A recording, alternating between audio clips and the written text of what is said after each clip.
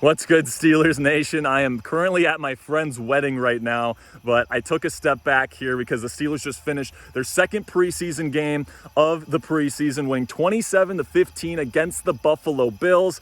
And I just wanted to step away because this was an absolutely magical night for the Pittsburgh Steelers and their fans. I got 5 takeaways to share with you guys here in just a second. But first, make sure you click that subscribe button because even if I'm in Wisconsin at a wedding, I'm going to get you guys the best damn Steelers coverage on YouTube 100% free. So do me a favor right now and click that subscribe button. Again, apologies if you hear bugs, if you hear music, if the camera's shaking a little bit.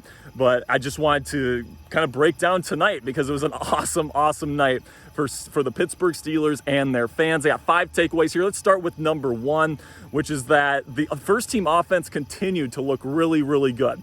Right now in the preseason, through 2 games, they've had 3 drives, 3 touchdowns. I mean, of course, that one with Jaylen Warren breaking off a house call for 62 yards.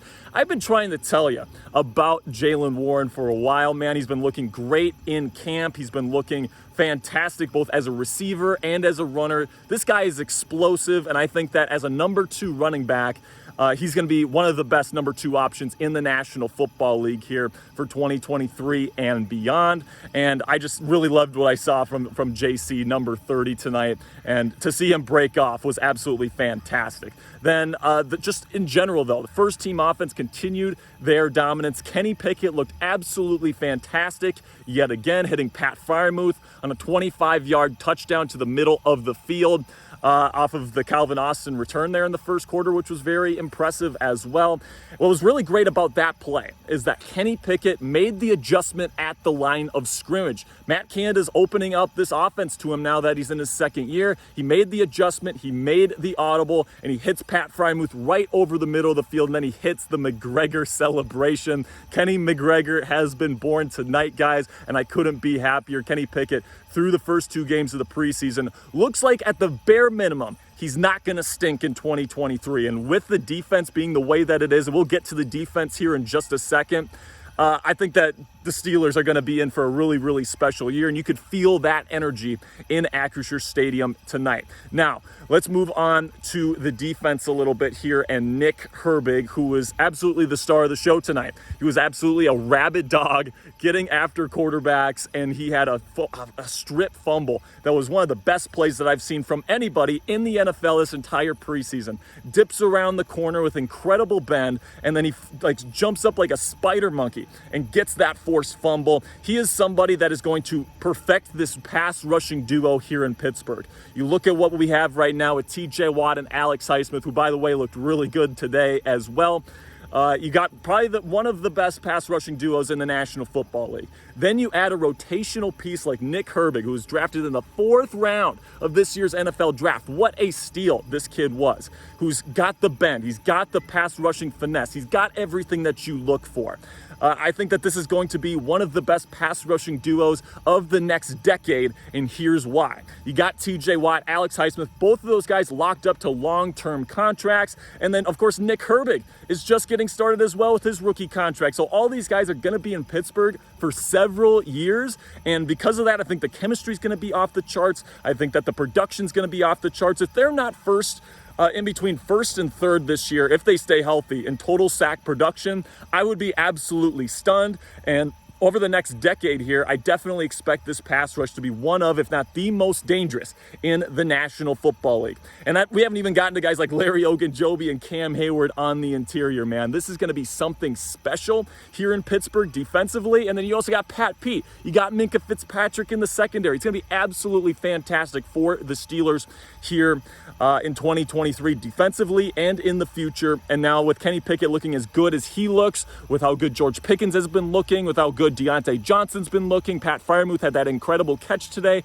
Calvin Austin III is starting to show out. The energy around this team feels like we're on the brink of something truly special in the city of Bridges. Now, you can let me know how you feel about that down there in the comments section. Do you think this is going to be a special season for the Pittsburgh Steelers? Give me a yes or no down there in the comments section. I want to know, is this going to be a special season for the black and gold? Now, I got some more takeaways here And I want to talk. If I'm going to have a negative point for this game, it's going to be that first-round rookie Broderick Jones looked a bit sloppy in pass protection tonight. It's very clear, just based on the highlights that I've seen of the game that I streamed at the wedding today, that I was watching him closely towards the end of the game, and he was doing a lot of two-hand punches, and that's really the sign of a sloppy, undisciplined offensive tackle, and that's what he showed on his Georgia film. And I think that would probably continue. That definitely continued tonight. The Pittsburgh Steelers are really big on using your hands independently at the NFL level, because you just have to with some of the finesse moves that some of these NFL pass rushers can pull off. We saw a lot of that with Nick Herbig. In order to beat that guy, you got to use hands independently. Broderick really didn't do that tonight, and he definitely didn't help his case to be the starting left tackle for this team come week 1 against the 49ers. Now, does that mean that Broderick Jones stinks and he's a bust and he's never going to play for this team and he's awful? No, that's not what I'm saying. And he could even win the starting job by week 1. I was just saying that based on the way that he looked tonight, I'll have to look at the all-22 film, but he did look a little bit sloppy tonight. And, I guess we'll just have to see when the film comes out whether or not that's the case. Some other things, the slot cornerback spot, that battle for that position between Elijah Riley and Chandon Sullivan definitely starting to heat up, in my opinion. Chandon, he saw Elijah Riley's tipped interception earlier in the game, and it seems like Elijah's been in the right place at the right time a lot this year, a lot in this preseason. But Chandon said, "Hold my beer," and had that tipped interception there. It was absolutely fantastic. It was just beautiful. And I'm looking at what he brings to the table, and I wouldn't be surprised if both of these guys ended up making the final roster. Especially if Chandon keeps getting interceptions, if Elijah keeps making plays, it's just going to be too tough to cut one of those guys, and it's definitely going to be interesting to see who wins that starting position by week 1 when the Steelers play the 49ers. Now, just some final thoughts to wrap up this video here, this takeaway video, this recap of tonight's game. It really did feel like tonight was something special. It felt like there's a lot of big moments for the Steelers. Nick Herbig had really a coming out party. If his 1.5 sacks last week wasn't enough, he had another fantastic performance today. Kenny Pickett backed up that awesome scoring drive yesterday with 2 scoring drives to kick this one off. And then the defense, 4 turnovers today. Absolutely bloody brilliant stuff from the Pittsburgh Steelers defense tonight. And I really cannot wait to see what this team looks like when they play real games, when they play in the regular season.